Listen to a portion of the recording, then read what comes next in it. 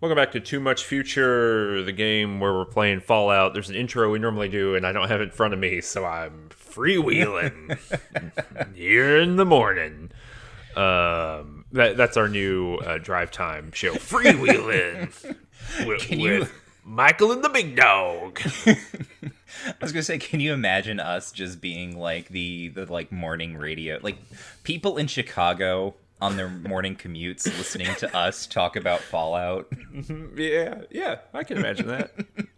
Michael and the Big Dog, Too Much Future. Too much future. When's it gonna stop? Oh no, I'm the Terminator. Oh, stop! It's the Terminator, Michael. And then glass breaking sound effect, crying baby. Honk honk. All that kind of stuff. Some swirling science fiction sound effects, but we're in the end game now. Yeah. It's taken a while. Well, you know what? As someone who recorded like 30 episodes about Baldur's Gate 2, hasn't taken that long. Honestly. I think that's probably true, although, and maybe your experience of actually playing those games was different. I don't feel like the Baldur's Gate games fell to pieces in quite the way that this experience does. Yes, correct. If only because like the Baldur's Gate games are able to build on these games a little bit. They're a little bit more narratively and conceptually cohesive. Yeah. There are very few times in the Baldur's Gate games where I'm just like, well, I don't know what I'm doing. I have not even a clue about what I should be doing here. So yes, you are correct. And you know, when we're like episode 46 in the Fallout 3, you might also feel a different way. Yeah. About how long it took us to do Fallout 1. But and Fallout 2 is actually pretty long. It's I think double the size or another third. Of Fallout. So significantly longer. Well, I started out the session by going a little meta here. And this is not the first time I'm going to go meta in this episode. And just to be clear for everyone, we are doing in this episode the Boneyard, which we have not done yet, and the Cathedral / the military base, which is the end of the game. So this might be a little bit longer episode than normal because we are, or it might not, I don't know, but it's because we're talking about the end of the game, and I knew we were going into the end game, and so I got on the internet, Michael. Okay. Never before, rarely. I got on my dial-up mode up, beep, beep, boop, boop. People, all that stuff that's burned into my brain. Yeah. That noise burned into my brain. And I want to get the super sledge, which the super sledge, there's kind of two, as far as I know, feel free to correct me in the comments, there's kind of two big melee weapons here at the end of the game. There is the Ripper, which I have. Yeah. Which is like a chainsaw knife. Weird. But it takes energy cells to use. So it has ammo. And so I was looking it up. I was like, does the super sledge take ammo? No, it does not. And it also deals, I think, roughly the same or even maybe a little bit more damage than the Ripper. So I said, I'm going to go get the super sledge.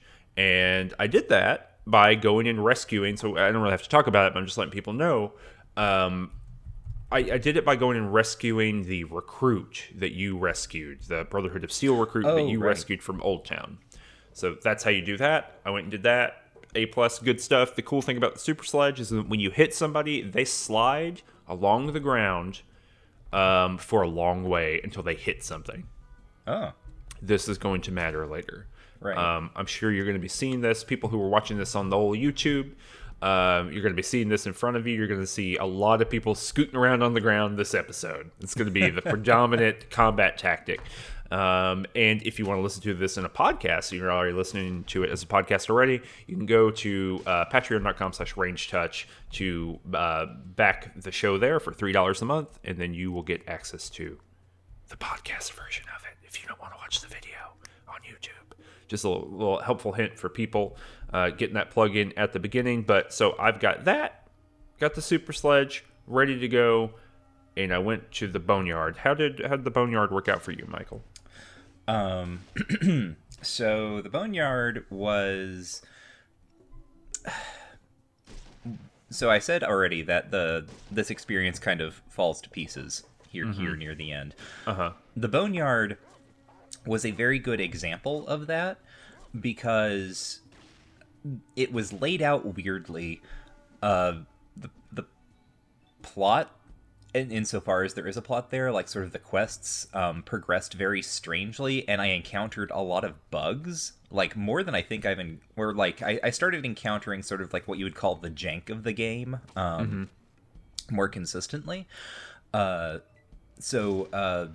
like just in general over the last, I say maybe every area in the Boneyard actually, the game starts putting in more NPCs than I think it's really ever had in like a contained space before. And this means that there are just all of these people walking around, and they're constantly walking in front of doors, and you can't make them move.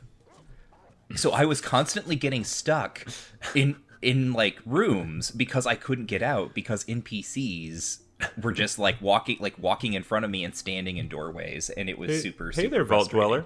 Yeah. You like hanging out in the mayor's office? So yeah, no, this happens, just so you know, like that's a thing that happens across nearly all of the areas here. But I showed up in the Boneyard, and the first place you go in the Boneyard is called Aditum, which is a very strange thing for anything to be called. Aditum is a Greek word that means like inner sanctuary. Oh. Yeah. So Did you have to look that up, or did you know that? I happened to know that because of reading about classics and religion. And I had smart bastard. Yes, but then I had to like look into like why this was called Aditum, because okay, so the Boneyard used to be Los Angeles. Yeah, yeah, it's the L.A. graveyard. Yeah, or L.A. Boneyard. Sorry, I don't know why I got that wrong. It's in the name, but yeah, sometimes on the map it's called the L.A. Boneyard, and then when you're talking to people, it's just Aditum. Yeah, and so it's a little bit confusing. It is. It's very confusing, and that's why I sort of had to look into why this was called Aditum, because is this like a remembrance of an actual location in LA that they've like slightly changed the name on? And no, the town is just called Aditum. Anyway, it's like a grungy Mad Maxy style, like post-apocalyptic town, but significantly more urban than what we've seen so far. And everyone, I guess, is a scavenger who's not a regulator, which are the armored guards who are all wandering around. And I know we talked about during the hub episode that there were a lot of cops in the hub. There are a lot of regulators in Aditum. The regulators, they're all wearing combat armor, which is like the green Teenage Mutant Ninja Turtle armor. So I wandered around Aditum and tried to get my bearings. Everyone in Aditum has like we've talked about the weirdness of the names in this game. Aditum is maybe the biggest grab bag of weird names. So there are people here named Miles, Tyne, Lorraine, Samael, and then the mayor, John Zimmerman. I like it. It is funny. It has like the flavor of like Connecticut Yankee in King Arthur's Court, or the Black Knight, or something like that, right? Where it's like, yes, Samael and our good friend John Zimmerman, right? And it's especially funny because like, oh yeah, Mayor John Zimmerman, as if we haven't already met friggin' Mayor Killian Darkwater. Yeah, exactly. Yes, exactly. The fantastical and future specific name of John Zimmerman, real estate attorney from Des Moines, right? So yeah, I guess like what's going on in Aditum is, I mean, there are a bunch of people to talk to. None of them are particularly interesting at this point. They just kind of like telling you stuff about. Again, like sort of about the implied economy here, like that most of these people sustain themselves by going through the ruins of LA and scavenging and finding things that they can resell. Zimmerman apparently has a pretty tight hold on Aditum, and he is working hand in glove with the regulators, who are not very friendly. Unlike the guards in the hub, the regulators are kind of constantly threatening you. So you know that's not good. Yeah, they, I mean, it's a Western kind of deal, right? And I think that's the reference of the regulators here. Yeah. And like, yeah, they at some point we find out throughout this quest line, right, that at some point they were a roving band, like the Raiders that we fought up near Shady Sands, kind of a roving band, and John Zimmerman hired them to like be the police force, and they've just been there ever since. Yeah. So, I think before I got to the quest that really like moved this along, I found out they were trying to start a hydroponic garden, and it was broken. And I never finished this quest because at this point in the game, I was kind of getting tired of having to help everyone. So it's just like, yep, you have a broken hydroponic garden. That's really bad. Maybe if I happen to pick up the thing that's going to fix this, whatever that is, I'll come back. In the end, I did not. I got burned so bad by a tooltip here. They're not like a tooltip, but those little like descriptor lines that kind of float around when you click on stuff? Yeah. I clicked on the well in the middle of town, and it said something to the effect of, you look at this from every angle you can, and you cannot figure out a way to transport this to Vault 13. It is a well in the ground. This is some of the rudest shit on earth that you could say to somebody. Look, Tonk is not... I was going to say, that's very in character for Tonk, though. He's not brilliant, but by the end of this episode, he transcends his position in life and becomes something else. Oh, well, that's good to know. Yes. Yeah, so is my experience essentially matching yours so far through Adytum? So you gotta talk to John Zimmerman. He's like, the gosh darn blades that live north of us, they like sent someone to blow up the barracks. They strapped a bunch of dynamite to him and ran him into town, and they killed my son. And I was like, oh, shit. And he was like, will you go kill them? And so, of course, you travel approximately 15 feet north, and the Blades live there. And it's an like old nightclub. In an old nightclub that has a big... This is what I actually like about the LA Boneyard, is that there are more interesting art assets here. I love art assets. That's my big thing I've been talking about all throughout Fallout, right? Of course. The wall of Junktown and all that kind of stuff. So what is interesting about this one to me is that there is a wall on the outside, the exterior wall of the building that the Blades are in has a poster on it, like an advertisement poster, and it says Blades, and it's a straight razor. Right. And so they're named the Blades because there's just a poster there, like an advertisement. Right, it's like a pre-war razor advertisement. Yeah. And this also gets extremely funny because once you're inside the Blades hideout, I guess you want to call it. So like as you put it, like John Zimmerman introduces them as if they were like a gang of barbarians or something. Yeah, right? An organized vicious mercenary gang. Right. So then you go into their like hideout, and it's just a bunch of civilian models. A lot of them are like the model that you're supposed to understand is like, oh, this is like essentially a very poor person who doesn't have a lot of resources. And they're all just kind of wandering around. And when you talk to them, there are two in particular that you can talk to who I guess are a husband and wife couple that are just like, yeah, no, we try to like give people a place to sleep and teach them self-defense moves. Yeah. It's like a post-apocalyptic community center. It is like 100%. There's like two people who are talking about the ingredients of Nuka-Cola in there. Like, oh yeah, the Nuka-Cola guy. Yeah, they're just like reading the ingredients out loud. It's another one of those like pieces of text. But so yeah, it's a really great kind of moment of design, I think, of like you had an expectation and you went into it, and your expectation did not meet up to reality. What is interesting here, as anyone who's listened to Mages and Murder Dads, the Baldur's Gate show, right, that Danny and I did for a couple of years.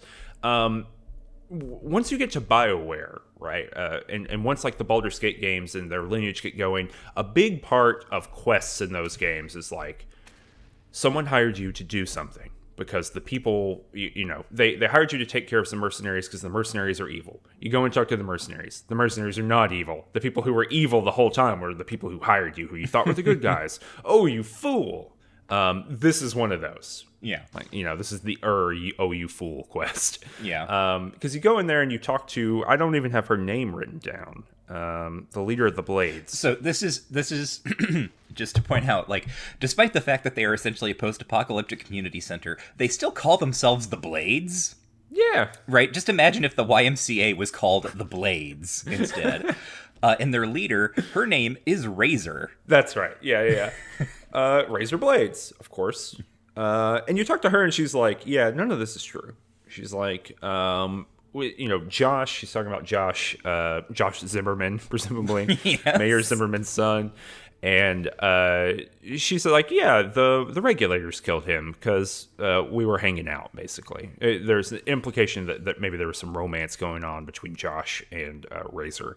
Mm-hmm. And she's like, well, look, the regulators are bad. We could overthrow the regulators if we had some weapons. And she even says, here's a holotape that proves that what I'm saying is correct. Here, that you can hear them coming and taking Josh.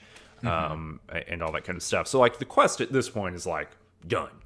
You went and talked to her, and, like, you can say, I don't buy it, you can fight her, or you can go back and do something else. But she enters a complication in here. She says, well, there are these people called the Gun Runners to the east, and they have a lot of guns, and they're very cool. And if they gave us some guns, we would be able to fight the regulators and take back Addendum for the people in the community center, I guess. Unclear. But in the middle, there's a Deathclaw nest. Those creatures that a couple hours ago we thought were myths. Right. And unreal. There's a nest of them here, and we know what they are, and, like, they like, have set up shop here. So if you take care of the Deathclaws, make a deal with the Gun Runners, the Blades can get some guns to go take back Addendum from the regulators. Did you do that? I did do that. Did you do that? Okay, I did too, actually. I thought that this might be difficult for you. I mean, not killing the Deathclaws, because it's the Gun Runners. So I just, like, ran through the Deathclaw nest. Like, I didn't have time for that the first time. And I went on to the Gun Runners. And the Gun Runners are in an old, it looks kind of like a mechanic's garage or something like that. Yeah, that's in surrounded by a moat of molten nuclear goo. Yes. And there's a guard who will not let you pass unless you, well, I don't know how this worked out for you because it was a dialogue thing. Mm-hmm. But for me, I just had to be like, I have business with Zach or something. I think Zach is their weapons dealer. Mm-hmm. And that's all you have to say is, like, I have business with Zach, and he'll let you in.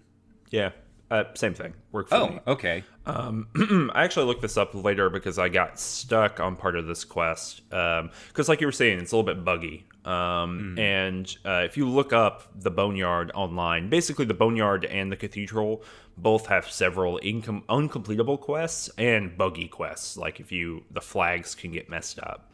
So yeah, the quest was like a little bit buggy for me, and so I ended up going and like looking at a walkthrough about this particular section, and yeah, apparently you can't get across the bridge if you have less than 4 intelligence. Oh, okay. Like you can't do it. Well, or maybe you can't get Zach to do it. Anyway, somewhere here, if you don't have high enough intelligence, you just cannot progress, which is a huge bummer. I'm glad this worked out for Tonk, like by the skin of his teeth. Oh, it did. Let me tell you about those Deathclaws, Michael. Okay. I hit him with my hammer. Oh, great. I hit him right in the noggin. So there's like 3 Deathclaws, and you kill them, and I fought 2 at once and then 1 by itself. And look, I've got a crew, right? I've got I can't remember his name, not Ian, but the other guy. Tycho. Yeah, I don't know why. I have a problem with his name. Tycho's got a combat shotgun, so he's like ready to roll. I got Ian with like a 223. So he's like doing like 18 damage per shot. And I got Dogmeat, whose damage has not increased throughout the entire game. He still does like 1 damage 5 times. Really not an efficient fighter. But so we take out these Deathclaws, and then you got to go downstairs. Mm-hmm. And you got to fight the Mama Deathclaw. Yep. And it's got like 2 times as many hit points. It hits way harder. It killed me a couple times until it charged me. and I hit it with the super sledge in the eyeballs for 111 damage and killed it. Dang. Yeah, it was rad. It was one of the coolest things Tonk's ever done. And I smashed up all the eggs, and then I went to the Gunrunners. Yep. I did essentially the same thing, including dying a bunch of times. I think my overall experience was less interesting than yours, if only because Eleanor is not good at combat in general, and she also does not have a crew. So for me, this is a lot of I just am selling everything I possibly can find and using that money to buy combat shotgun shells and running, because Eleanor is very fast, or fast is maybe not the right descriptor, but like she can move around a lot during combat, and just blowing the crap out of things and like trying to find the optimal way to run around the map and shoot at whatever I'm trying to kill while not dying myself. Like that is my entire combat strategy. So it worked. I mean, did you kill the Mother Deathclaw? I did. That's impressive. I did not feel impressed, let's say. I was just like, yep, that's done. Great. As an external observer. Okay. That's impressive. Okay. So I went to the Gunrunners and I was like, hey, I killed all these Deathclaws. What's up? And they're like, well, shoo, thank you. Heck, I guess we'll give your buddies some guns. Is that roughly what happened for you? Yes. I also actually, I think at this point, because I got a discount with the Gunrunners, this is after my experience with the Deathclaws had hardened me such that I switched from a combat shotgun to the plasma rifle, which is a thing you can buy from Zach, who's the weapons salesman for the Gunrunners. The thing about the plasma rifle, two things: it is the most powerful gun in the game, apparently. Cool. Like I looked it up. And two, I was not really spec'd to use it. Because you need energy weapons. Yeah. I used it anyway. Just because, like, when I could hit things, I hit them for a lot. So that's I ended up using a weird mixture of combat shotgun and plasma rifle throughout the end of the game. So that's that. Then, so let's see, after they promised that they'll provide guns to help the Blades. Then did you go back to talk to Razor? I did. I was like, hey, we got those guns. And she said, all right, let's invade Edidum. And the first time she said that, I was like, I don't know. And then it got dark for some reason. And then she was like, okay, don't worry about it. And then nothing happened. And so I talked to her again, and I was like, maybe I will. And then time changed again. And then we teleported into Edidum in the world's biggest grand melee in human history. Wow. So here's how this happened for me. You already mentioned that Razor gives you like a holo disc that proves that the regulators killed John Zimmerman's son, not the Blades. I thought she gave that to you around now. I may be wrong, but this was the point where I was like, well, I have this holodisc that proves that the regulators are bad. I'll go talk to John Zimmerman and see if I can resolve this in a different way. So I went to talk to... And what's really funny is that Razor says something to you at this point. If you can tell her like that this is your plan. You're like, I think I need to talk to Zimmerman first or something. And she just says like, I don't think this is going to work. She's correct, but what happens is you go and you talk to Zimmerman, and he is, a little jerk, basically. And you're like, here, like, listen to this holo disc, because it proves that the Blades, are innocent. And he listens to it, and then the way that the little text readout goes, it's something like his face turns beet red or something. He gets really angry, and then he shouts, I'm gonna kill you all! And then the regulator standing next to him turns around and shoots him in the head. So I did this too, on a, let's just say, a failed attempt. Oh, okay. And that guy shoots him for a flat 250 damage. Like it's a baked-in number of how hard he shoots him in the head. It's brutal. Yep, so John Zimmerman is dead, and then all of the regulators in town turn hostile, and everyone in town just starts fighting each other. Yeah, it's wild. This is a combat. So as you're saying, right? The only difference between these two, as far as I could tell, is like, when I showed up with the blades, I had a group of like 5 blades in combat armor and with like laser weapons with me as backup. Mm-hmm. You did not have those people. Well, I didn't, except, and I'm not sure when or how this happened, but I guess maybe as soon as Zimmerman was dead, like the blades with, I guess they were the blades with the gunrunner reinforcements, or like with the gunrunner provisions, showed up. Oh, okay. So cool. They teleport in. Yeah. So the way you did it basically is optimal because it starts you. When I do it coming from the blades area, when Razor teleports you in, you teleport in at the same place they are, and so you have to like fight your way into the city. But if you're already in the city, then that's probably a little bit better to do it that way. Yeah. For people playing along at home. Yeah. So yeah, like I like ran around and several of the NPCs died. They were just slaughtered by the regulators. Yeah, this is a 40-person combat. It took forever. It did. It took forever, and like I could not figure out where all of the things that were hostile to me were. Yeah. It just takes it because you have to, like, it uses up combat like points, right, for you to walk around the map looking for things that you're supposed to be killing. And here's the worst part. First time I did it, probably took 15 minutes to finish up. Game crashed as soon as it was over. Oh god. So I didn't even get to save. So I had to do it 2 times. Even better. But end of the day, regulators are gone. Aditum is quote unquote free.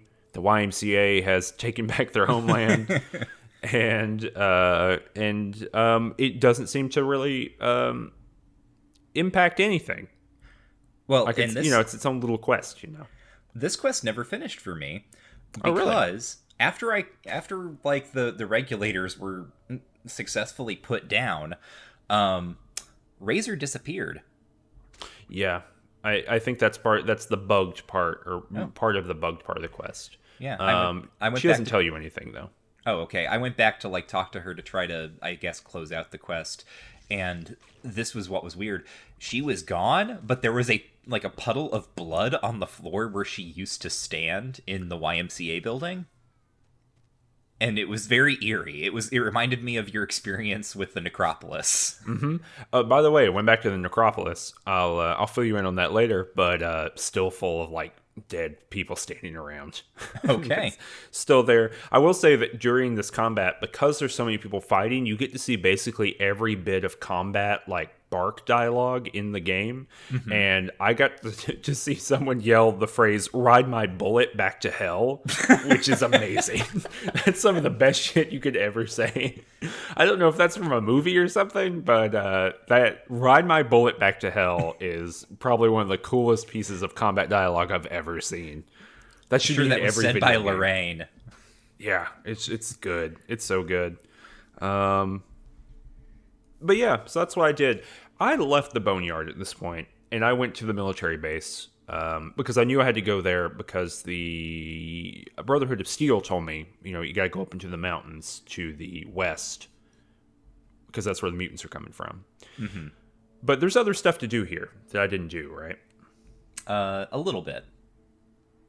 So I went and talked to the other. One of the things that happens, as always happens in games like this, when you show up, you get introduced to all of the factions that are kind of operating in the area. And we've talked about the ones that are primarily centered around Aditum.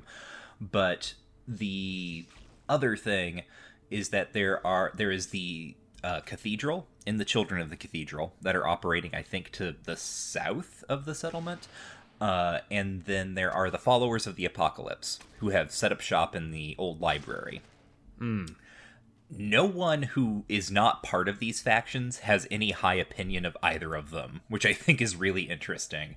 The cathedral is centered around, like, there's a cult that's centered around it called the Children of the Cathedral.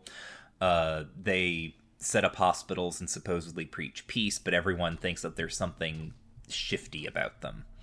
And then the followers of the Apocalypse are considered basically hippies, which is always... So, I mean, the followers show up in later Fallout games, and I know who they are, but it's still always extremely funny to me that they are called the followers of the Apocalypse, but they are genuinely, like, they're kind of... What they are as a faction is a kind of hippie idealist progressivism. Mm-hmm.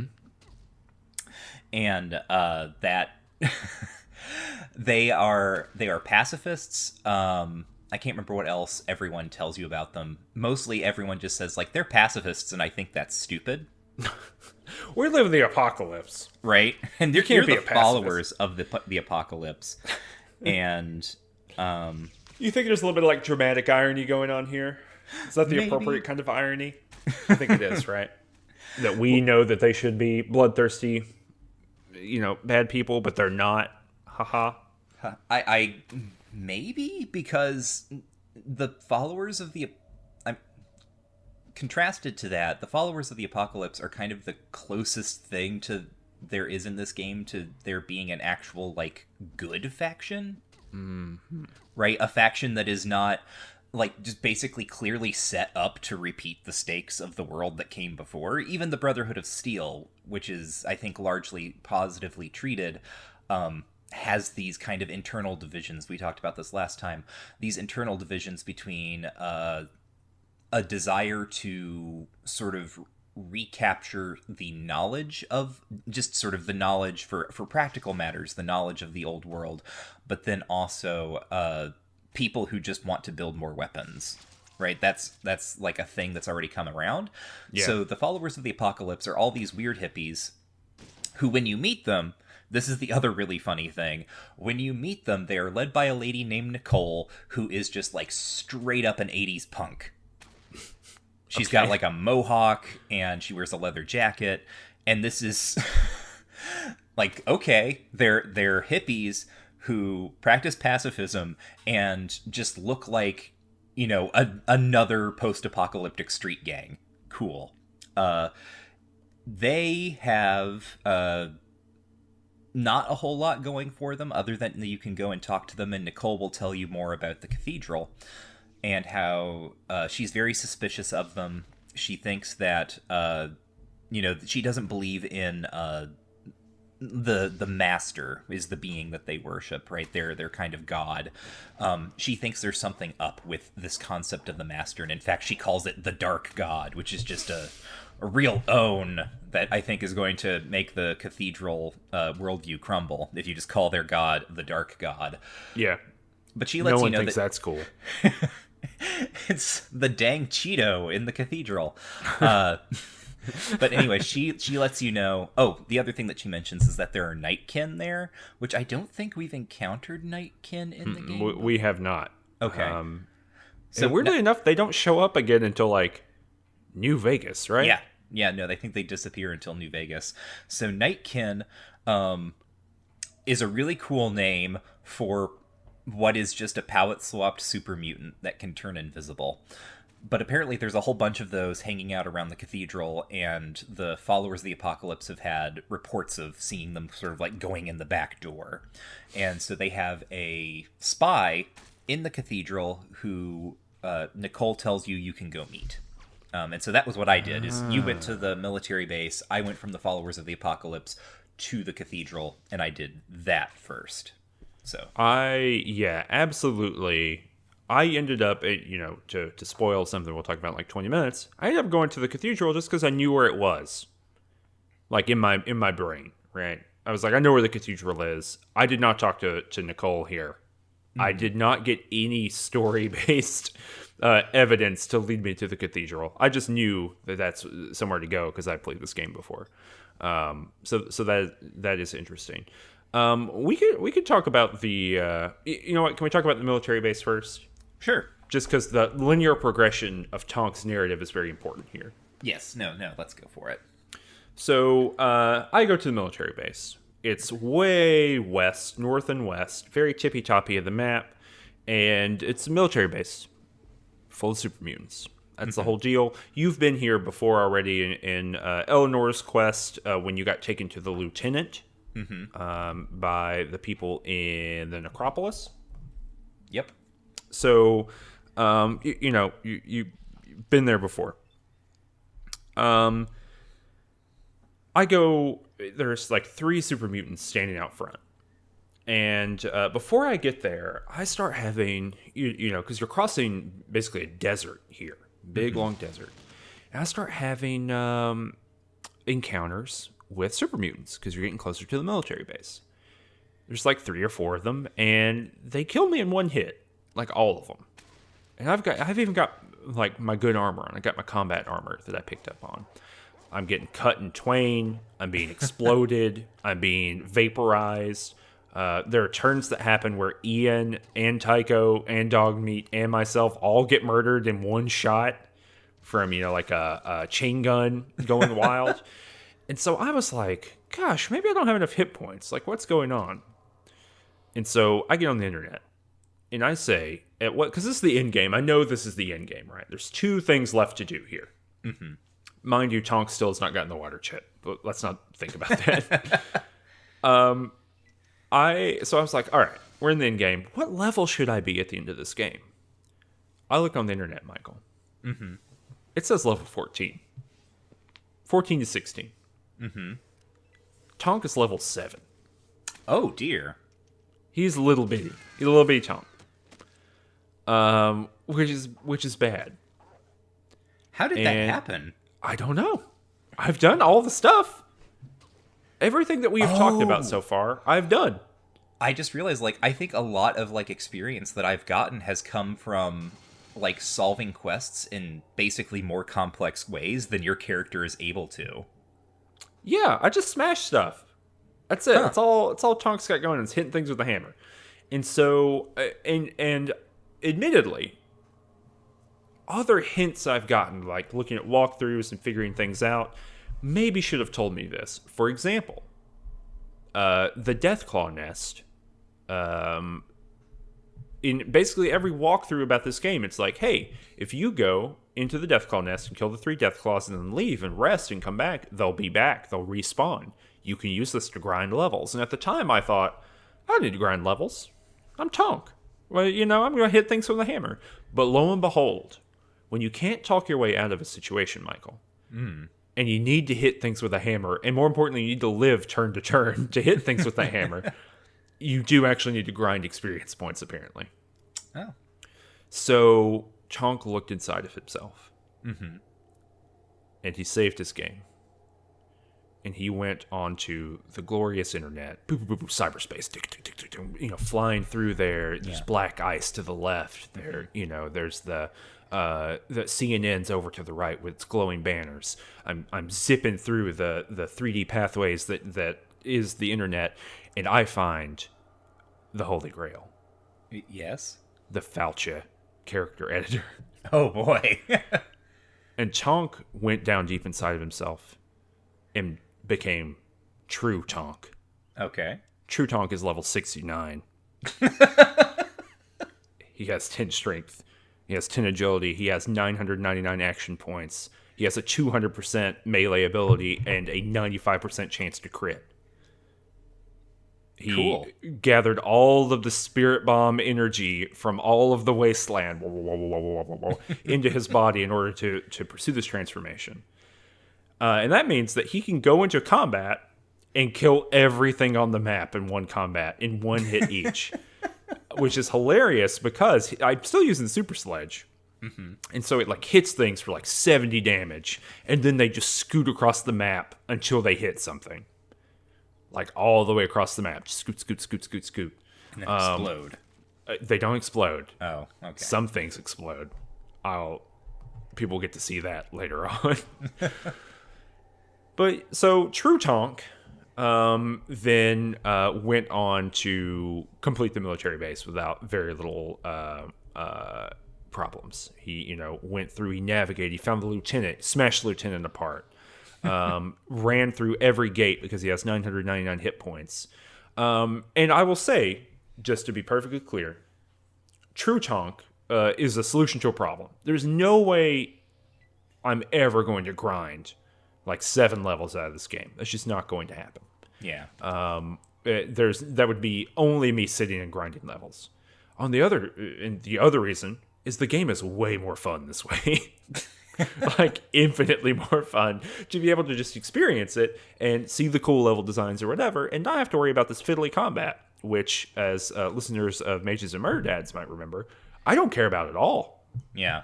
Like, I think in D&D in particular, in like the D&D games, there's a good, like, levels 5 through 12 are like great. Like, that's great. Cool combat happens. Above that, not really. Below that, not really. In Fallout, I think the combat is never good. No, it is not even once. It is not a fun experience at all. Is there anything particularly interesting that happened for you in the military base? Do you think is noteworthy? Well, I didn't know where it was. It wasn't marked on my map or anything, so I had to search for it. And I could only search for it because I knew vaguely where it was. I had heard enough from the Brotherhood of Steel before I was permanently exiled that I could go in that direction. I eventually found it.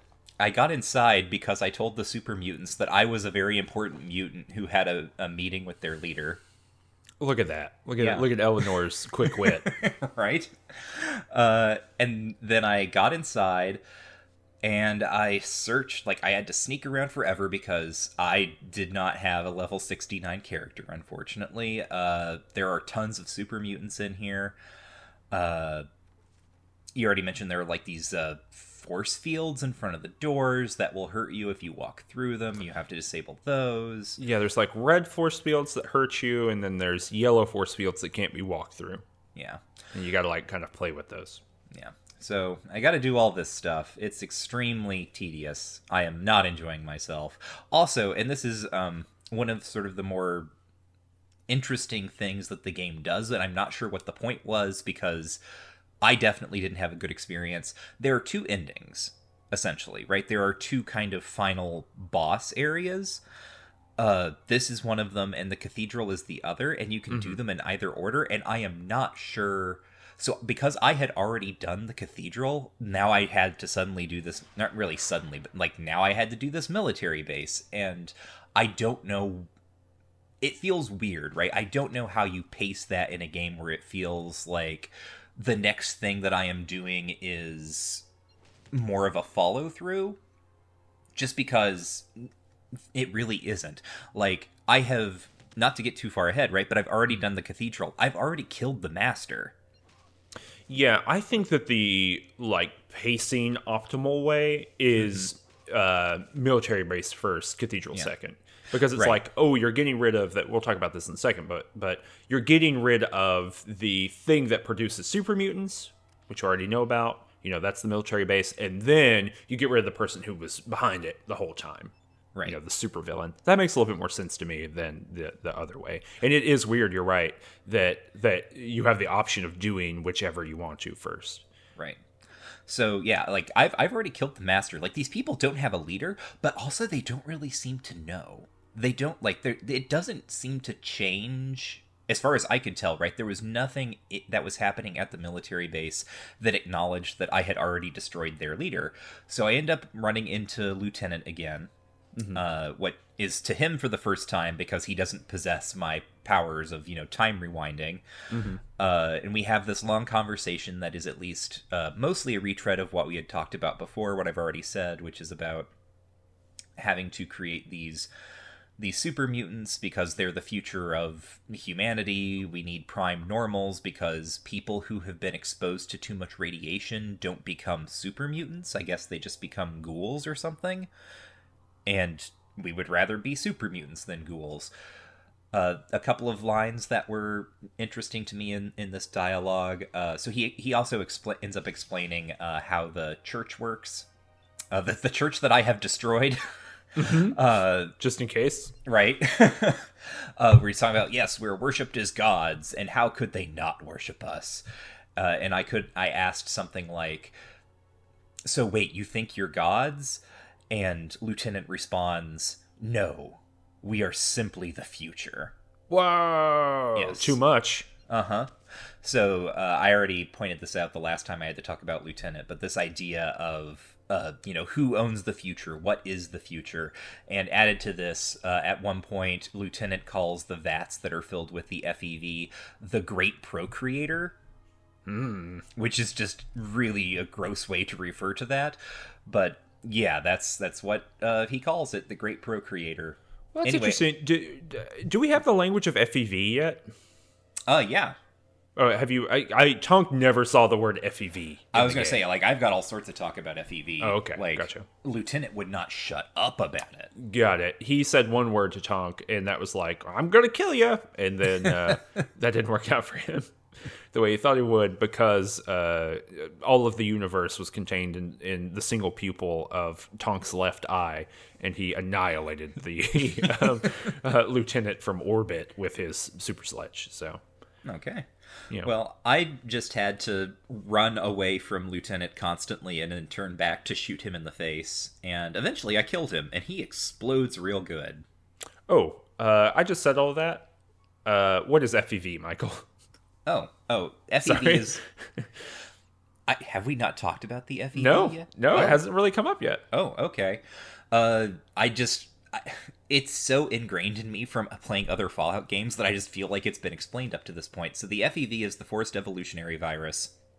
It is a thing that... And I ended up getting a whole lot of information about this, because after you kill Lieutenant, you can search his corpse and you find a bunch of stuff. But one of the things you find is a holotape. And this holotape allows you to hack one of the computers more easily. And when you are hacking that computer, you can get into the military base's archives, the data archives, and you find out that the FEV, the Forced Evolutionary Virus, was a thing that was being developed by the United States government before the war as kind of a biological weapon / super soldier thing, I guess. And Maxon... It's the Pharmacon. It's got two sides. Yeah, right? And Maxon, the guy who ends up founding the Brotherhood of Steel, he was the military commander in charge of this base. He was stationed here with a whole bunch of scientists who were researching the FEV, and you can read his journals. And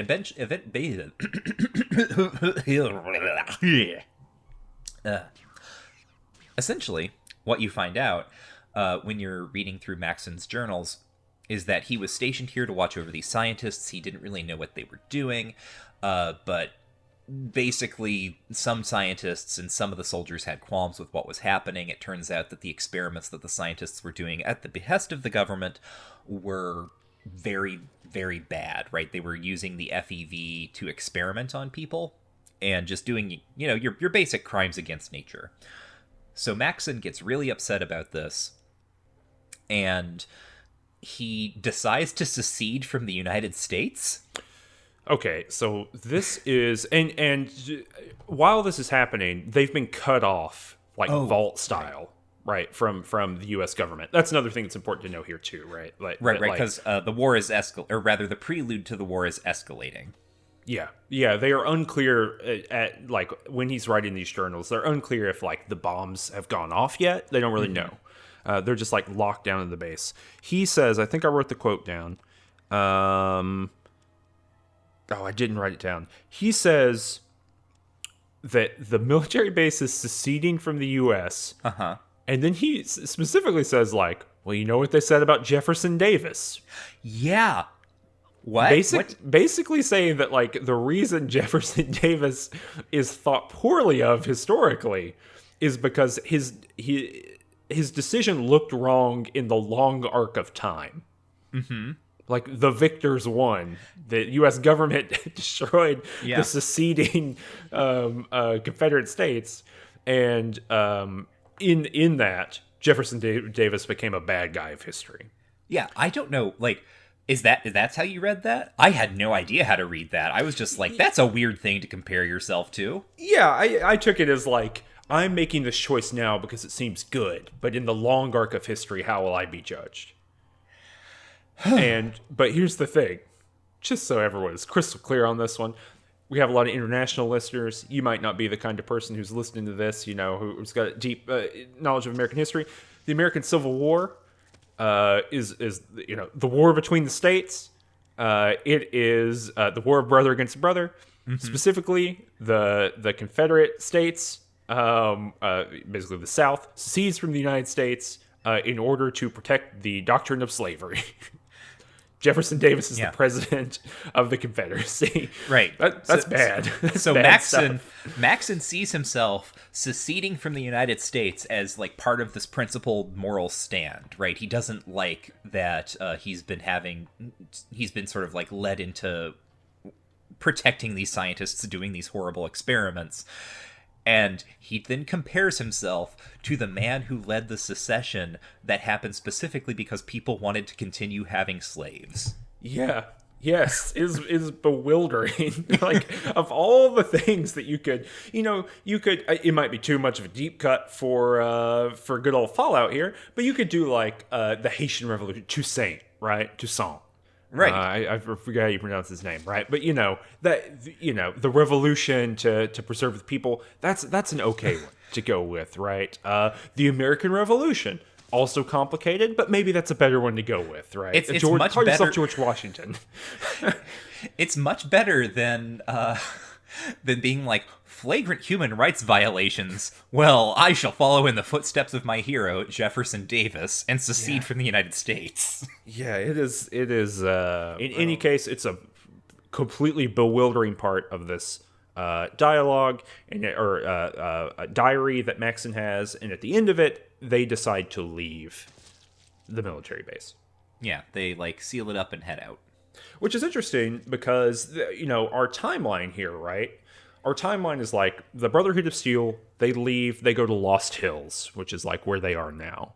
Mm-hmm. After they leave, then Harold and Richard Gray and all those other people that we know about who discovered the military base, they go and break in. Mm-hmm. And then like that whole thing that Harold told us all about, that all gets going. Yep.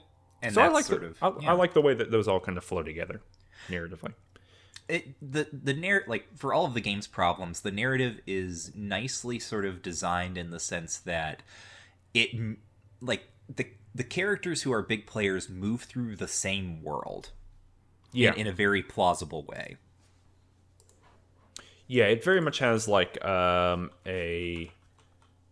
don't even know, like a shared D&D kind of table thing, I guess. Right, like the fact that like locations have seen different uses at different points in time by different factions or different characters is it's a nice little touch. Mm-hmm. Let me think. So you read all of Maxon's diaries, and then you tell the machine to self-destruct. Oh, no, there's all kinds of other stuff here. So, like, when I rolled in here, this is a control room, right? You can see the vats of FEV in the kind of the background, right? Mm-hmm. This is like a control room overlooking a factory floor where we know that Richard Gray fell into the vats, like the Joker. Yes. From Batman. And so in here, there's like a billion cultists, right? Or, followers of the Master. And when I talked to them, they just exploded. Yes, they did. They did do that. They're like, for the Master, and they just explode into bits, which is weird. What's really funny is, for me at least, when I went into the room, they had the little like pop over text like over their head that shows sort of like sort of their ambient dialogue. Mm-hmm. And the thing that they would say then was something like, "Please, I just work here," because like I've murdered Lou, I guess. But they would be like, "Please, I just work here," and then I would try to talk directly to them, and then they would say, "For unity," and then explode. Yeah, they just explode into bits, that's some real like I don't know what I would write here. And maybe I can feel it's the exact tension you're pointing out of if you did this second, then what would they have to say? Why would they even still be here? Well, and it's like they're talking about unity, which I guess I didn't explain very well either, and that's probably mostly because the master is who explained it to me, but Lieutenant talks about it as well, which is like the unity is the master's ideology, which is essentially like unity means everything is controlled by the master. Yes, and we get a little bit, so the people explode here, and then you can, like you're saying, read these bits of information in the computer. So one of them is the one you already talked about, which is Maxon's audio diary, basically. And then there's a second audio diary for the master. Oh, of course. So it's Richard Gray, and this is like the ultimate science fiction, like, I just need to tell you a bunch of exposition so you understand what the hell's going on here. Mm-hmm. And so you basically, like, it begins when he crawls out of the vat that he fell in, and he specifically mentions, so this is Richard Gray talking, the scientist who is with Harold, and he specifically mentions that he doesn't know what happened to Harold or anything like that. He gets out, he's in extreme pain, he thinks he's dying of radiation poisoning, and then he like starts growing all kinds of globules all over himself. You know, he starts mutating, and then he specifically says like, there was a rat that ran by him. This is days later. A rat runs by him, and so a like pseudopod shoots out of his own body and grabs the rat and absorbs it, and he absorbs the rat's mind. And so he starts thinking, you know, because he's a brilliant person. He specifically says something about how all the problems of philosophy have been laid bare for him, which is like I don't know why that's like, I'm so smart that I can understand Wittgenstein now, you know, whatever. So he does that, and then he starts experimenting, the same stuff you were just talking about, Michael. He starts experimenting with FEV and starts putting different creatures in there. I think it's implied that he creates the Death Claws here. Mm-hmm, it is.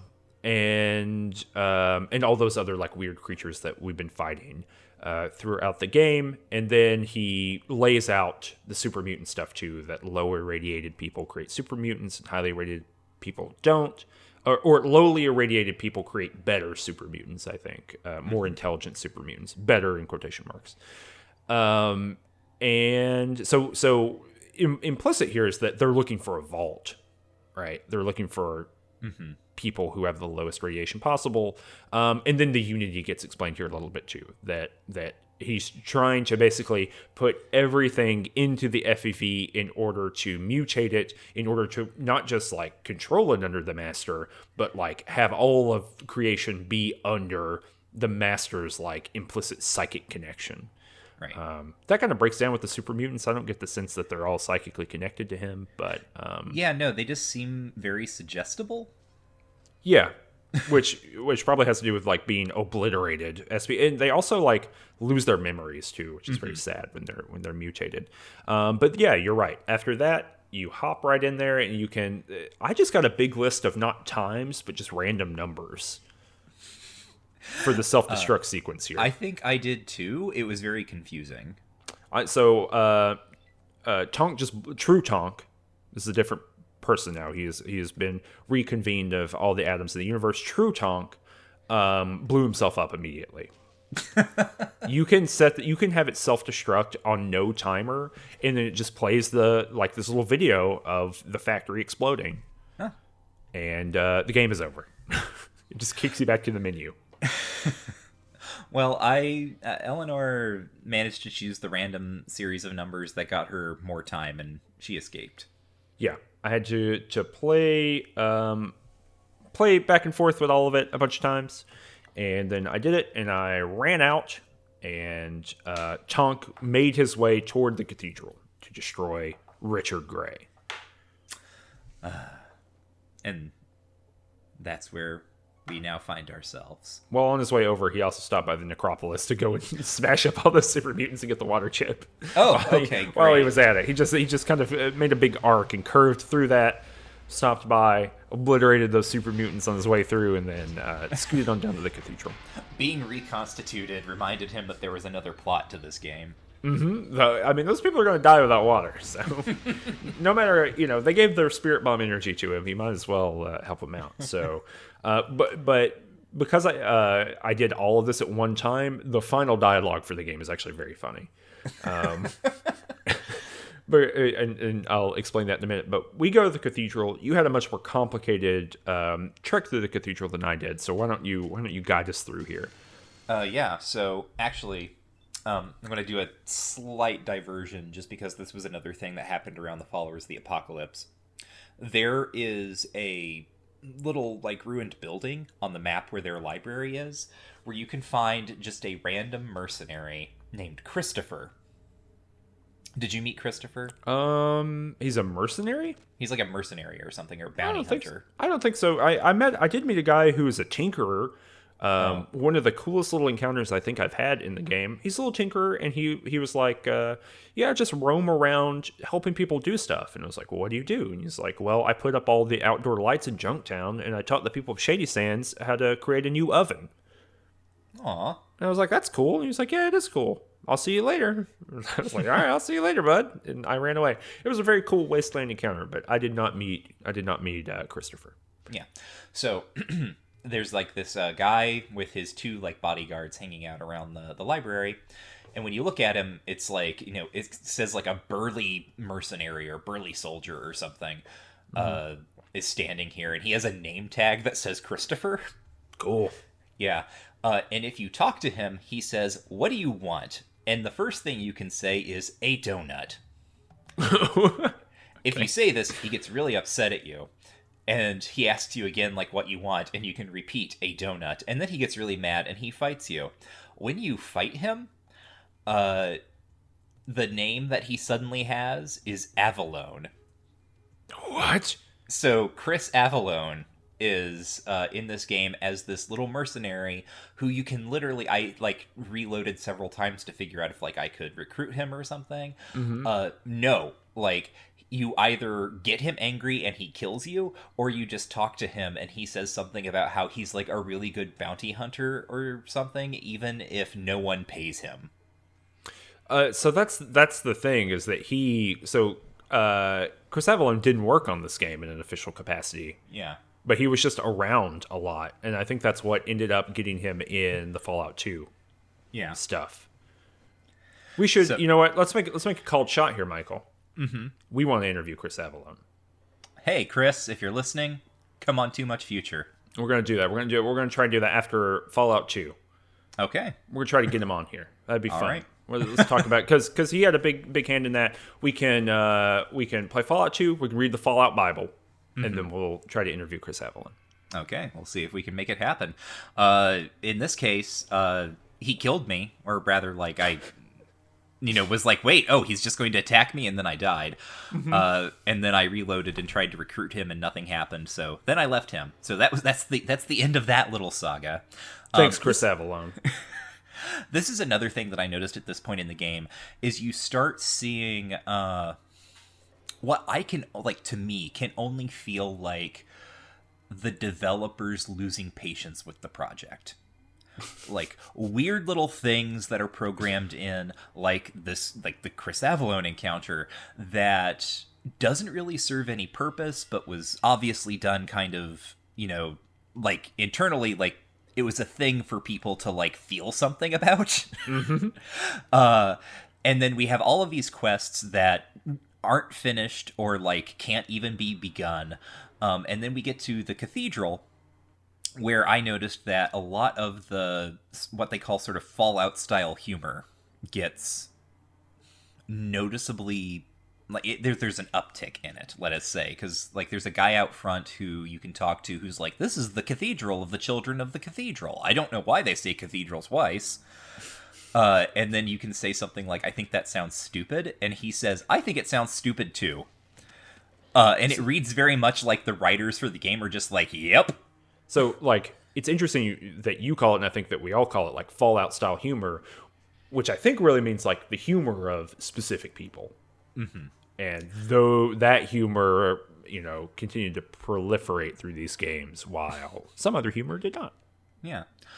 So, yeah, there's that weird little thing with, I don't even remember what that guy's name is. There's also just some other people standing around outside the cathedral who will tell you how much they love being children of the cathedral. Yeah, I talked to some of those people too.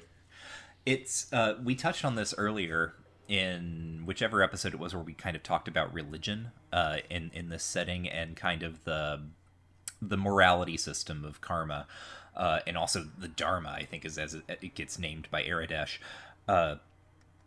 The followers of the apocalypse in the cathedral become two different ways, or two further developments of this theme that are the cathedral is one thing. The followers of the apocalypse are kind of avowedly secular. Again, like they're a bunch of 80s punks who lived through the apocalypse and now live in a library and want to teach people how to their specific goal is to prevent another thing like the nuclear war from happening, right? That is what they want to do.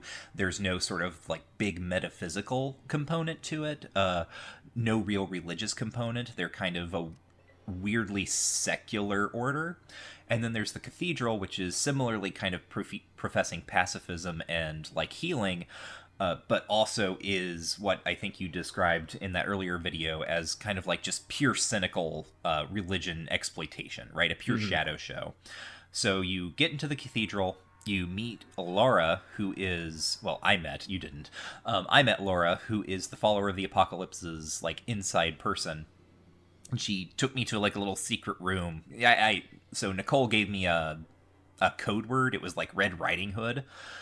And I had to say that to Laura when I was talking with her, because if you don't have that code word, she otherwise just talks like a normal child of the cathedral.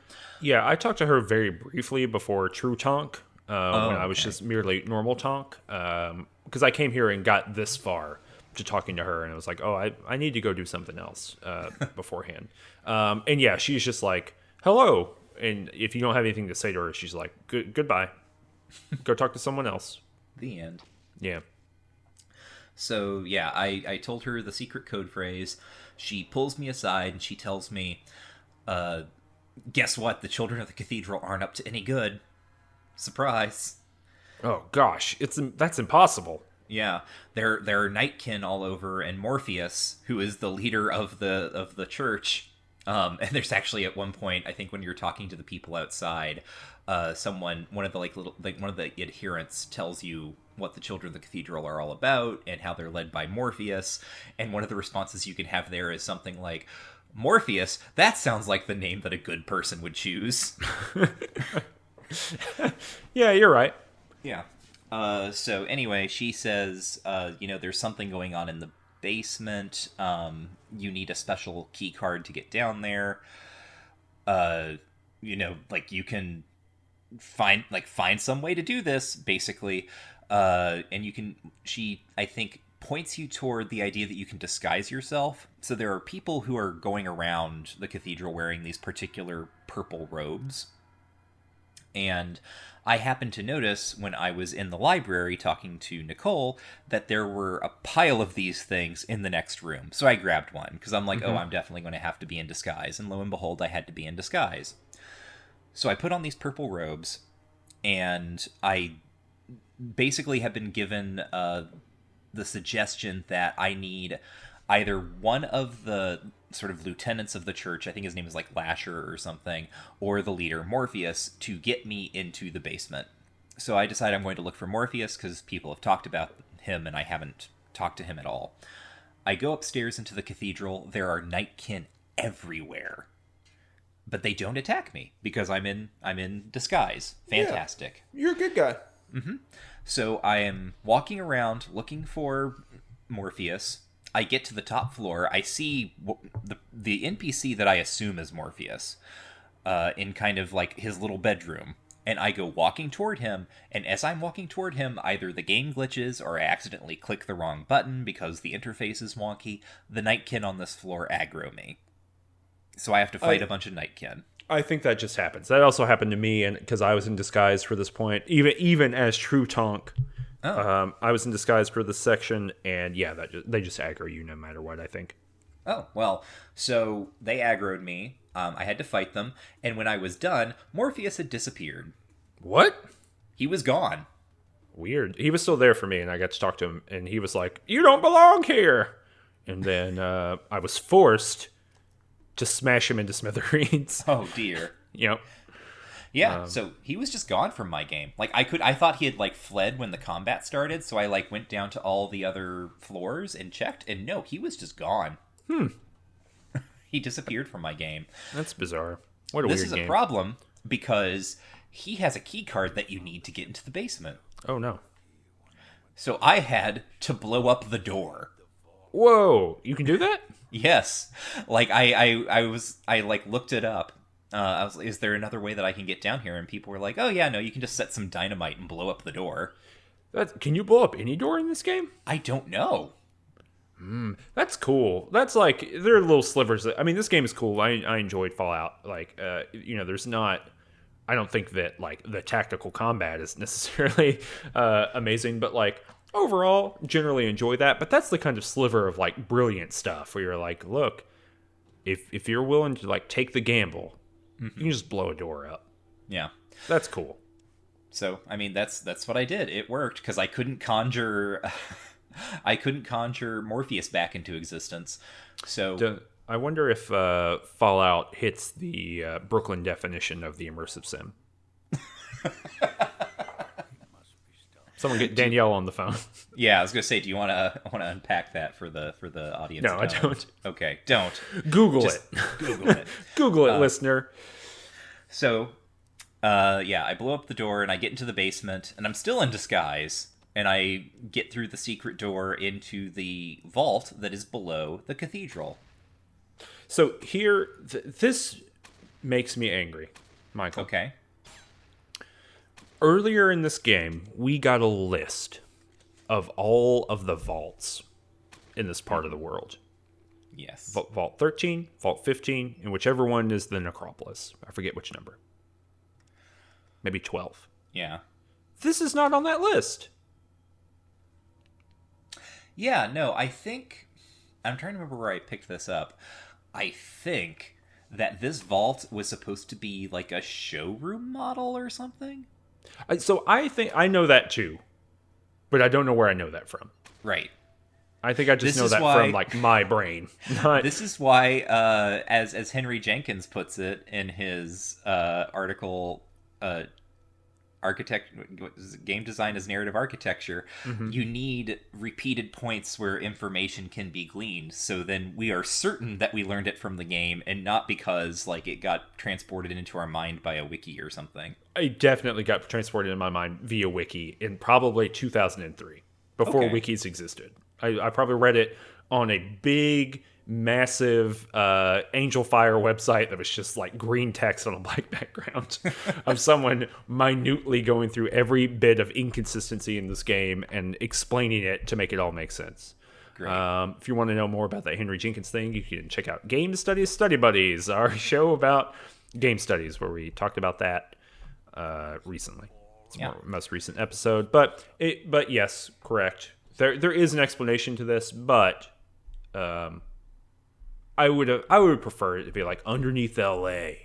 There, it doesn't have to be specific because there's multiple sections of LA here, but it could have been like there's another vault. It's the show model vault. Blah blah blah blah blah. It would just been nice to not get, go down here and be like, oh, if I'd known more about vaults, I would have known this was here. But there is a secret door. I couldn't find the secret door, and I just stood around, and a dude opened it up while I was walking around. Oh, yeah, no, that's how I got in as well. Oh, okay. I kept clicking on the, you can click on the, what do you call it? Bookshelf. I don't know why I couldn't come up with the word bookshelf. You can click on one of the bookshelves, and I kept getting a tooltip that just said, like, this is too heavy to pick up, which is a weird thing to, okay, I'm not trying to pick it up. Yeah, no, and I think I'm pretty sure you have to wait for that guy to open the door for you. And it will only happen if you are in disguise. Oh, interesting. I didn't know that. But yeah, so after that, there's the vault. It's being guarded by super mutants, and we're back to the regular old business. I took a very interesting route through this whole pathway. So Michael, it's probably best for you to guide us through to the end of the game, because True Tonk does not have a lot of information to share here. Okay. So, I'm in a vault, the remains of a vault. This vault is filled with monsters that you don't see anywhere else in the game. They're like horrible flesh jello creatures. They're called, I think, the Master's Pets. Oh, you can get some of these in random encounters. Oh, you can. Okay. Yeah, yeah, but yeah, you're right. There's like nowhere else like the military base or anywhere like that. Yeah. You don't get these like weird little creatures. Did you target any of them? Did you go into like vats and target them? So here's an interesting thing about my game that didn't become clear until several episodes ago. I don't have access to VATS because I chose a perk that allows me to shoot more, like to attack or move more times per round, but I can't be granular in how I target. Oh. Well, bummer. Yeah, I was going to say, I don't remember what it's called, but yeah, I can't target specific things now. So, well, you can, when you target those specific things, so if you go into VATS on these creatures, it has all of their, like, weird body parts. It'll be like flagellum or whatever. And it's like, I guess I'll smash it in the flagellum. I don't know. but it's, there's an attention to detail on the VATS thing here that I really like. But anyway, so they're in there. You're in there. Mm-hmm. I ran around... and eventually, like as you go deeper into this vault, like there's more and more gross Videodrome flesh stuff on the walls. Mm-hmm. That is, I guess, the master's creeping influence. And you go down a really long hallway where you constantly are getting bombarded with psychic damage. Whoa. Which I had never encountered before. Yeah, I did not encounter that at all. Yeah. So I was just like constantly like stopping to heal myself with stim packs because I assume it was the master just like sending psychic bursts at me or something.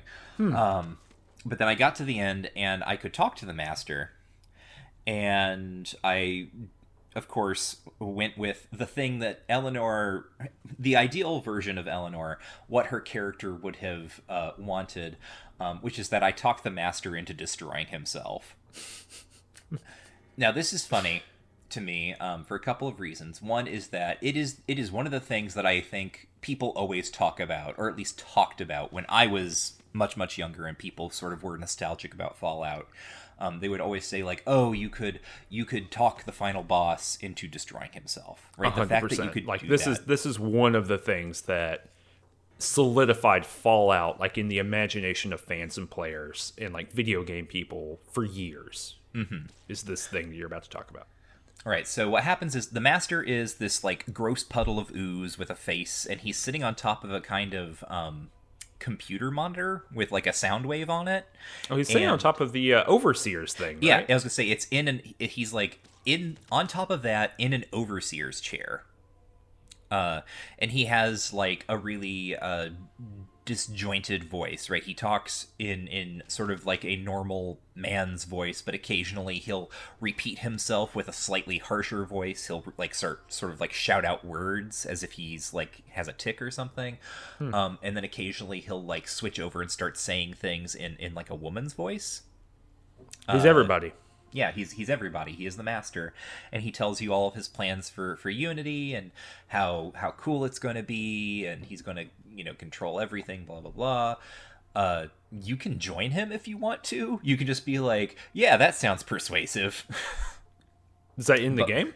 Yeah. Like you can just be like, oh, okay, like. That the thing that you're saying that basically everything that exists in the wasteland, like his entire premise essentially is that everything that is currently living in the wasteland needs to be better adapted to living in the wasteland, and to do that we're going to expose as many people as possible to FEV. Like we need to kind of like force human evolution in this instance. So that happens. And then you can say, I guess because I had done the appropriate sort of conversations before and I had a high enough speech skill, I could say, like, well, that's not really going to work because you're all sterile. And he doesn't believe you. He says something. He says, like, oh, but, like, He very specifically mentions, like, the sexual organs or something not being impacted by the FEV. Which is weird because I'm pretty sure in a later game it is explicitly said that, like, it does, right? That, like, the super mutants don't have, like, sexual characteristics in any meaningful sense. But anyhow, the master won't believe you. at first, and then because I guess I had a high enough speech skill, I just kept saying like, no, you're all sterile, like scientifically here's like the principle, and you're all going to die out. Now I think this is funny I think it is funny that this becomes like a defining moment of Fallout, because taking this kind of tactic where you're just sort of intransigently a jerk to the person you're talking to has been how I've been kind of playing a lot of this game. And as we have discovered, usually this just makes people try to kill you. Right? This is how I got kicked out of the Brotherhood of Steel, was just like being an intransigent jerk. But suddenly I get here to this final boss and I'm just like, nah, you're all sterile. Like, you're all going to die out within a generation. And then he just believes me, and he has his like crisis, right? Like, oh no, like I misjudged this. There's no hope, leave while you still have hope, which is a weird note for him to end on. Yeah. But then he like I teleport outside of the cathedral and then he explodes it. Well, I had a different pathway here, Michael. Okay. But on that conversation with the master, it is interesting that video games, on the whole, and I think we've seen this very recently, again, when it comes down to like speech options for ending the game or beating final bosses or whatever, it's almost like this West Wing style idealism of like, it's not just like that you can have the right debate, right, or that you can use dialogue options, but that your character, through its like dialogue options, right, will be able to create an ironclad argument that ideologically that cuts through ideology, right? That no one, no matter how mutated and like omnipsychic they are, they gotta believe you because it's true. Yeah, I mean, what can you do?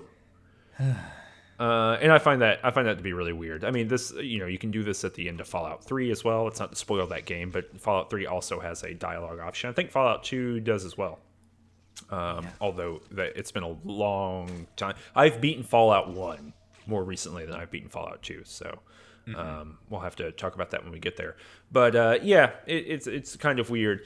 Chonk did not do even a little bit of that. True Chonk do. Okay. True Chonk went down to the 3rd level of the vault. Mm-hmm. This is 1 level deeper, I believe, than the master is. True Chonk looked around, cast his eyes whither and thither. Yes. And there was another elevator. Went to that elevator, smashed his way, boom, boom, boom, smashed his way to that elevator. Lockpicked some doors open, went down to level 4. In level 4, there's a nuclear weapon. There's a bomb down there. Oh, right, yes. He smashed a couple super mutants. He went to that nuclear weapon. He set a self-destruct sequence. He went back up to the top of the cathedral, and he ran away. And it exploded. True Chonk never spoke to the master. Did not even see the master. Nothing. Went right down to the business. Came right back up. Left. The end. Wow. Completed the game. Yep. So that's fun. I like that. I like that you can that there's a path. Obviously, if he were not level 69, you would have to do a lot of work to do that. But there is a pathway to completing this game that defeats the master that does not speak to the master even a little bit, which I think is fun. I mean, I think it is, and to your point about like me being able to blow open that door, there are the game is designed such that when there are multiple ways to do something, those ways tend to be very different. Yeah. Right? It's not, it's the exact same thing, but like your companion and some dialogue changes. Like there are fundamentally different ways of moving through this world and accomplishing your goals. One of the trade-offs with that, as we've seen, is just sort of wildly diverging issues of pacing and tone. Yeah. Yeah, 100%. Something I forgot to mention here, too, is that True Chonk completed the entire military base and then forgot to save afterward. Oh. And was accosted by super mutants in the desert. And in the first round of combat, before Chonk could go, Dogmeat was killed. Oh no. And in a fit of superhuman rage, Tonk just murdered all of his companions and then fled the scene. Rather than having to redo all of that stuff. And so he has been unfettered from emotion and logic. And is just a wild hellion running around in the wasteland now. I knew Dogmeat wasn't going to survive the military base, so I just got rid of him. Yeah. Just like you're not gonna match up against these super mutants. No. Go on, boy. Don't turn around. Don't look. Go on. But yeah, he was obliterated by super mutants, and True Tongue, who can see both the past and the future in equal amounts and with equal clarity, decided that Tycho and Ian would both die one day, and so why not today? If you could be resurrected in the light of True Tongue in the future. So then you go back to Vault 13, right? Mm-hmm. And we'll talk about the ending in a second. Or did you do something else in between? Oh, no. I mean, this is because I did the master first, then I did the military base. And we've already talked about what I did at the military base. Gotcha. So I go, yeah. So both complete for both characters. I go back to the to Vault 13. I talked to the overseer, and he's like, "Did you get a water chip?" And I was like, "Yeah." And then he was like, "All right, let me get your statement in the library." Kicks me to the library. I gotta go back to talk to him, and he does not, you went and gave the water chip back, and he was like, well, you got to get rid of these super mutants. And then presumably if you go back in the middle, he says, you got to get rid of the master.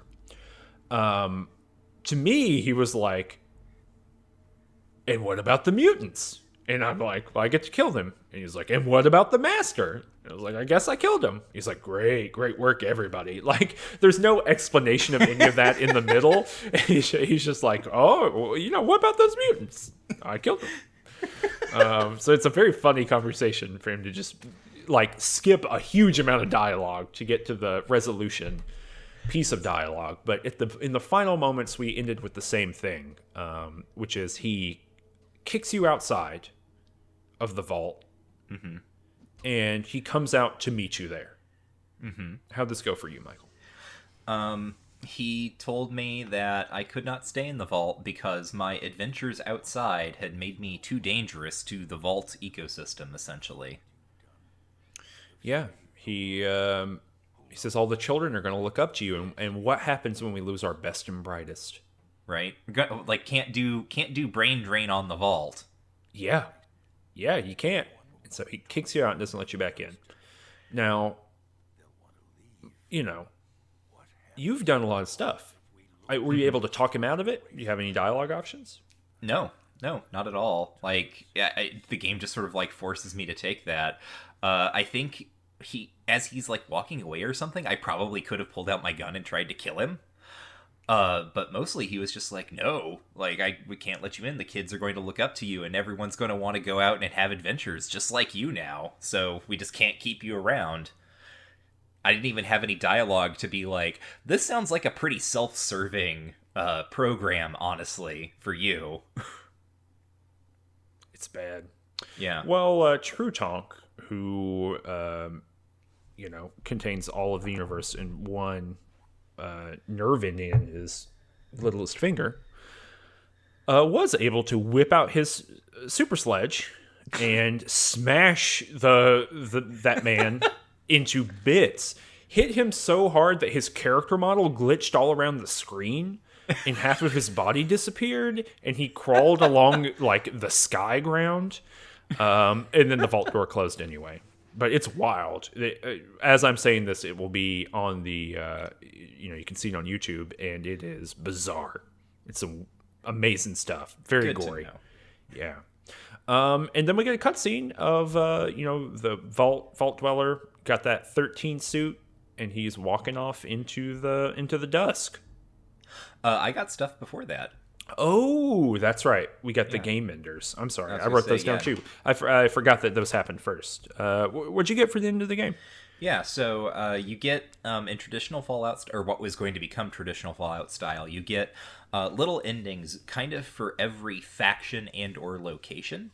What happened to these places based on what you did there. So the first one that I got was like the Master's army. It was obliterated. hooray. Like the remains of the super mutants escaped into, like, I guess Nevada or something, right? They fled east, essentially. Then this is the weird one. The necropolis, all the ghouls in the necropolis became water entrepreneurs. Oh yeah, because they can do that. Right, I guess, yeah.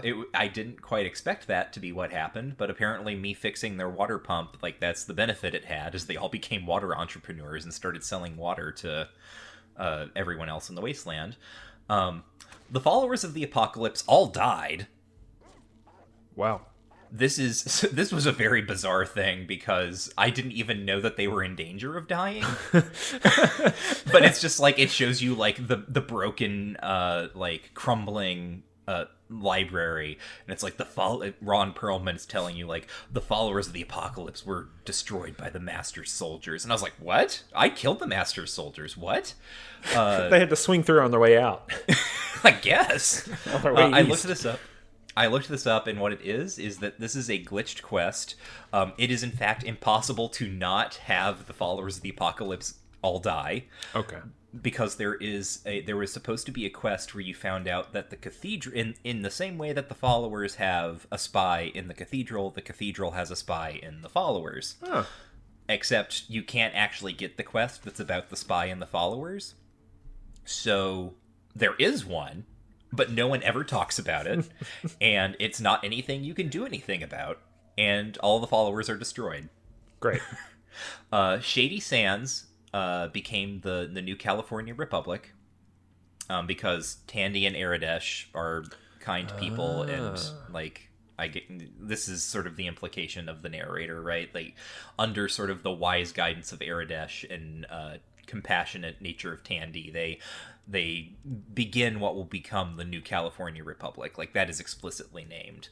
Darkwater rules Junktown in, fair and even-handed manners. And all the Khans are dead. I had forgotten that the Khans were even people that I had dealt with. These were the raiders who had kidnapped Tandy. And they honestly didn't feel that important, especially considering how many other disparate groups of gangsters I had met. But no, the Khans get their own special ending, which is they were all destroyed by me. Dang.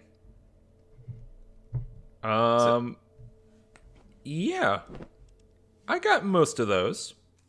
Because that's all of them, right? Those are all the ones that I got. I didn't get endings for if the hub has an ending, I didn't get one for that. Mm-hmm. I didn't either. I didn't get one for the Brotherhood of Steel. And I think those the only two sort of like factions that I can think of that I didn't get anything about. Well, I got the Necropolis is dead, because it was already dead by the time I got there. So no surprise there. Mm-hmm. Aradesh grows. He grieves Tandy, because remember, Tandy was neither alive nor dead. Schrodinger's Tandy in my game. Yeah. She never died because she was never kidnapped to begin with, but she was kidnapped in the final calculus. Kidnapped by existence. Yeah, exactly. Aren't we all? Aradesh grieves and grows Shady Sands, but is eventually killed by a raider. Yeah. Killing in Darkwater, yeah, I got the same thing. He establishes his own form of frontier justice, which that sounds bad, actually. Yeah, no, it doesn't sound great, but the he's not Brotherhood, Gizmo, I guess. It is better than Gizmo. It's better than a gambling empire. The Brotherhood of Steel reintroduces tech slowly to the wasteland, and they help drive out the mutants, which is pretty good. The Raiders solidify and terrorize communities for decades to come. And that's it. That's what I got. But yeah, nothing for the hub. Nothing for the glow. What happened to that thing? Although we did, just to mention the glow briefly again, when you're reading Maxon's journal, they talk about the hub about the glow a little bit in that they know that they have lost contact with the research facility, and they don't know why they weren't bombed as well, which is interesting. And we also find out that the people who are bombing everybody is China. Oh. Yeah. Well, good information. Yeah, good to know. We'll learn all about that in like 2 years when we get to Fallout 3. To like the expansion packs for Fallout 3. Right.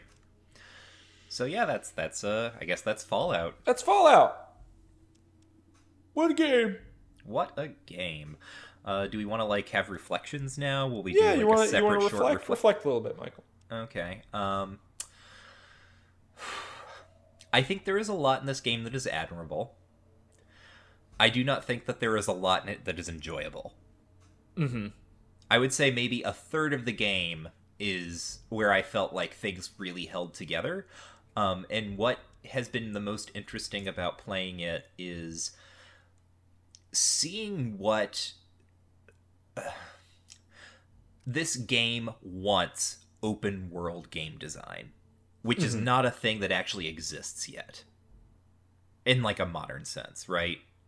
Yeah, like this isn't that, we've mentioned this before, but this is in that very uneasy territory between like Ultima and whatever comes up in Baldur's Gate, really. I mean, that kind of is this is literally the middle ground between those games.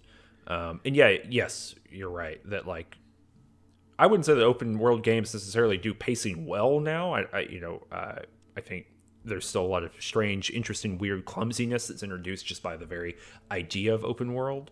But this game has not. They haven't figured it out by this point. Right. Like they're none of the what we might call like management techniques that open world games have now, or even I think there's a better sense from developers now what the experience of playing a game is like when you can kind of go anywhere and do whatever you want, like quote unquote within the game world. Yeah. And this influences how they set things up so that you don't end up in these really bizarre situations where you just either don't know where you're going or what you're doing, or you go somewhere and you get like a quarter of the information you need and then somehow piss everyone off and then can never talk to anyone in that location again. Yeah. Yeah, being able to close yourself off from like huge parts of the game is an interesting move. Mm-hmm. Yeah, and not even one that I'm like going to necessarily say is bad design, but it often ends up just being very confusing because I guess my experience with the game on a moment-to-moment level was very much, and this is a testament, I think, not to like to say that the game is like bad, because a lot of this is me having 20 years of like game design experience, like not experience, right, but having played games between when this came out and now, expecting certain things or like wanting certain things, not being able to appreciate the game in its original novelty. Yeah. Right. And instead of being like, oh, wow, I can't believe I just went to this entire area and because I chose some weird dialogue options, lost everything. Mm-hmm. Right. Like that to me ends up feeling frustrating as someone who is kind of, sort of inoculated against the charm of the idea where anything can happen and anything can go wrong. I just want to play the friggin' game. Yeah, I think that. I was about to say, I think if I played it at the time, right, I'd obviously have a very different opinion of it. But I did kind of play it at the time, like not right when it came out, but a few years later, and it was like kind of wondrous, and not just wondrous, but like, especially Fallout 2 felt this way. Like, I can't believe they thought of that. To some degree, I remember feeling that during Fallout 2, and I do have my memories of Fallout 2 are very, very vague. They've come back a little as we've been playing, but that idea of I can't believe they thought of that is a genuine thing that I think happens here in fits and starts, and I remember at least happening more consistently in Fallout 2. Yeah, and so I think that probably the optimal way of experiencing Fallout is listening to us talk about it. Yeah. I don't think that like, anyone... comment, and subscribe. Yeah, like, comment, subscribe, smash that like button. Leave a comment. Let us know about what you think about it. Are we wrong? Do people need to go back and do it? But I think that unless you're writing about the game, which obviously you're writing about the game or working on something for publication or anything like that, you should play the game. You should do that. But if you're just thinking about the vibes, or if you're just trying to get the information about the game, or if you're just trying to get a sense of how it plays, probably better off watching a video than kind of struggling through what it is. I think that I'm never going to play this game again. Yeah.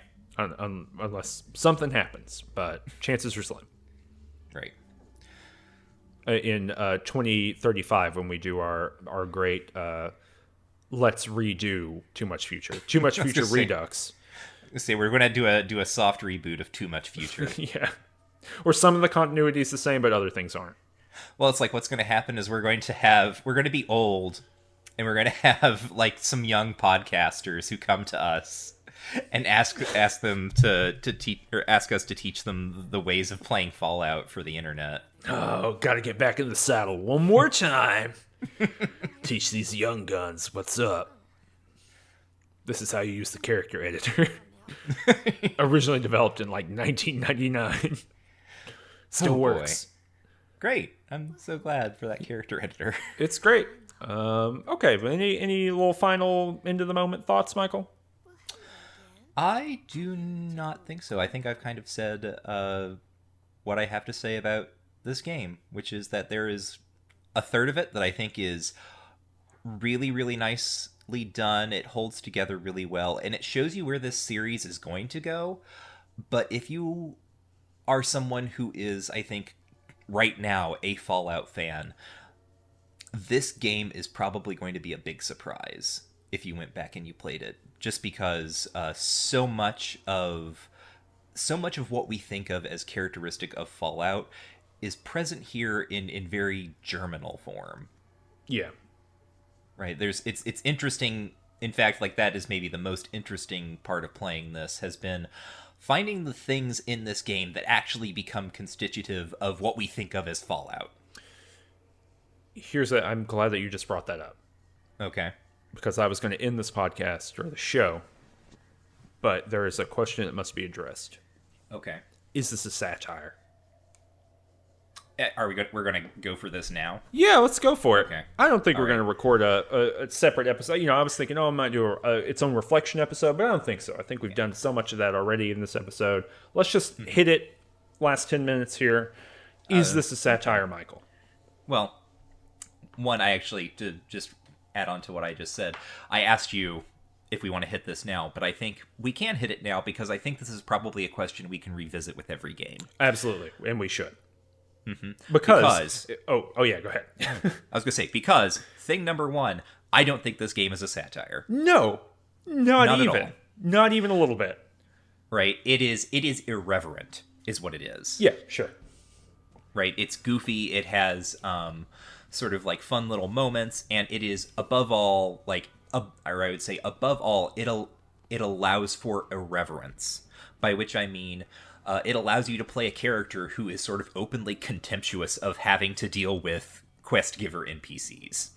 Right? Yes. Yeah. If anything, it is a little bit, it's irreverent, exactly what you're saying. And it's a little bit metatextual sometimes in that, and you got way more access to this, right? Via Eleanor, but smart characters seem to kind of know the rules of the RPG a little bit. Mm-hmm. And the reason, just before we dive right back into it, the reason that we're talking about is this a satire is that there's a very common argument now, right, in 2020, 2020, very common argument now that like Fallout used to be a satire and then it forgot that part of itself. And now is like, has internalized a lot of like the satirical elements in a way that is gross or weird or strange, right? So, for example, the example people use a lot is that historically, Fallout had kind of a silly and like a satire. I guess the best way to say it, a satirical relationship to the deployment of nuclear weapons. And so when you gamify that in something like Fallout 76, right, where that's a gameplay mechanic and it's just treated as like a thing you do, that somehow has betrayed the spirit of Fallout. None of that is in this game. No. Like, you can... So, the biggest difference is the game doesn't seem... It's not, like, thrilled about nukes, but at the most, it almost feels, like, tepid about the idea of nuclear war. Like, nuclear war is just a pretext for this world to exist, it almost seems like. Yeah, yes, 100%. Like, there's horror to it, in that there's an implied horror that, like, nuclear weapons are obviously bad, and they've created conditions under which all these people live that are bad. But yeah, pretext is the best word for it. It's just some backdrop, right? I think the amount of words spent on actually talking about nuclear war in a general sense is very, very little. And I think a lot of arguments about the satirical nature of Fallout hinge on what you think about the world that existed before the bombs fell. And you get very, very little of that world here that is not honestly very generic, like, I'm a soldier from the pre-war world, and I think that this is not an honorable war that we're fighting, so I'm going to secede from the Union, just like Jefferson Davis. Yeah, just like Jefferson Davis. Good God. But yeah, so the idea that sort of like there was this like weird reactionary world of revitalized 1950s style consumerism that I think shows up a lot in especially like the Bethesda Fallout games, just really isn't here, right? Like, I mean, of course there are like companies, but I think you'll notice that, and I think this has changed in the later games, your Pip-Boy isn't even made by Vault Tech. Oh, really? Yeah, I can't remember the name of the company, but also the Vault Boy who is on your Pip-Boy does not look like the Vault Boy. He's like this weird little guy with like red hair. Yeah, he looks different. The Vault Boy really only shows up in, like, quote unquote Vault Boy form in the opening video. Yeah, so there's all this interesting stuff that I think over the series' lifetime kind of coalesces into aspects that have maybe more satirical weight behind them, or at least could. But this game is not really interested in satire. If there is it is not interested in satire. It is slightly interested in parody, and what it is interested in parodying is not really like American obsession with like nuclear expansion or something like that. It's more interested in parodying post-apocalyptic media generally, and RPG conventions. Yeah, 100%. So yeah, I think, you know, I'm curious about as we get to Fallout 2. Fallout 2 certainly has way more of that, like, quote-unquote Fallout humor, but also a lot of that stuff is, to my memory, extra narrative, right? It's like in the world and in the encounters and things like that, but is not really along the main quest line. So I don't know. We'll revisit this question at the end of Fallout 2. We'll see what we think, but yeah, I don't... yeah. I think it's good to historically check some of our claims, and I've fallen into this trap as much as anyone else has fallen into this trap. I stand before you a sinner, ready to be judged by true tonk, but yeah, I think it's going to... I'm curious about how this plays out in Fallout 2. Michael, where can people find you on the internet? You can find me on Twitter at WarrenIsDead. You can find me on Twitter at CKunzelman. You can go to rangetouch.com to see about all the other things we do. If you like this show and you are on the good old YouTube checking it out, smash that like button. Please leave a comment, any of that kind of stuff that surfaces now that we're done with Fallout 1. Maybe share the playlist around so people can get our whole thing.